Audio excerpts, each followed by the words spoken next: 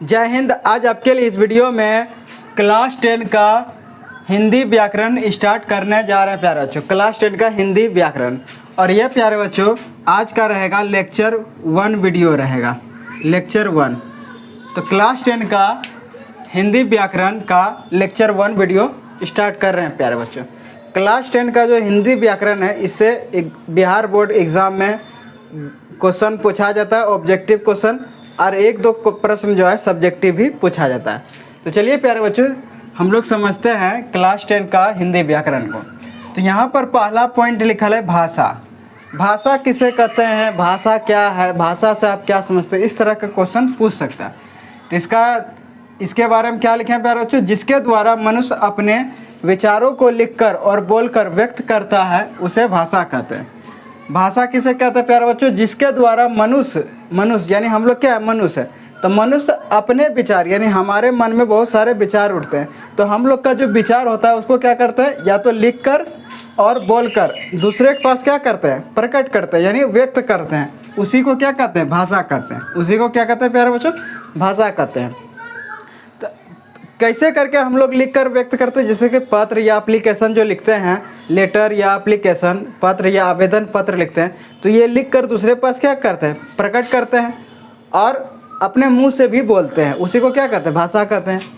Note में इसी को दूसरे भाषा में हम क्या लिखें, दूसरे शब्दों में, कि शब्दों द्वारा मन के विचारों के आदान प्रदान के साधन को भाषा कहते हैं। शब्दों द्वारा जो मन के विचार होते हैं प्यारे बच्चे, उस मन के विचार को आदान प्रदान के साधन को क्या कहते हैं, हम लोग भाषा कहते हैं।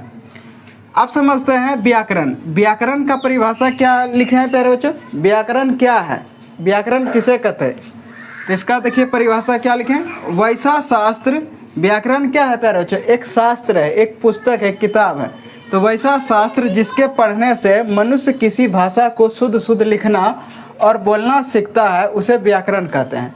व्याकरण पढ़ने से हमें क्या मिलता है प्यारे बच्चों, तो जो भी मनुष्य व्याकरण पढ़ते हैं तो उस मनुष्य को भाषा को शुद्ध लिखना और बोलना सीख जाता है। भाषा शुद्ध लिखना और बोलना सीख जाता है, उसी को हम लोग क्या कहते हैं, व्याकरण कहते हैं। ऐसे शास्त्र को ही क्या कहते हैं, व्याकरण कहते हैं।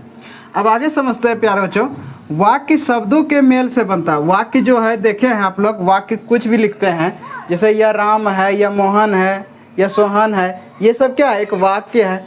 मेरा घर अच्छा है, मैं एक अच्छा लड़का हूँ, इस तरह का वाक्य बनाते होंगे बच्चा हम। तो वाक्य शब्दों के मेल से बनता है। वाक्य किसके मेल से बनता है प्यारे बच्चों, शब्दों के मेल से, और शब्द वर्णों के मेल से बनते हैं। तो वाक्य, शब्द और वर्ण भाषा के मूल आधार होते हैं। वाक्य, शब्द और वर्ण ये तीनों जो है प्यारे बच्चों भाषा के क्या होते हैं, मूल आधार होते हैं। अब आगे समझते हैं कि व्याकरण के मुख्य रूप से 3 खंड होते हैं। व्याकरण के मुख्य रूप से 3 खंड होते हैं। हालांकि व्याकरण के 5 खंड होते हैं, लेकिन मुख्य रूप से कितने खंड होते हैं, तो 3 खंड होते हैं। वो 3 खंड कौन कौन होते हैं, तो पहला आता है वर्ण विचार, दूसरा आता है शब्द विचार, तीसरा आता है वाक्य विचार। और यदि इसका 5 खंड देखा जाए तो चौथा होता है चिन्ह विचार और 5वां होता है छंद विचार।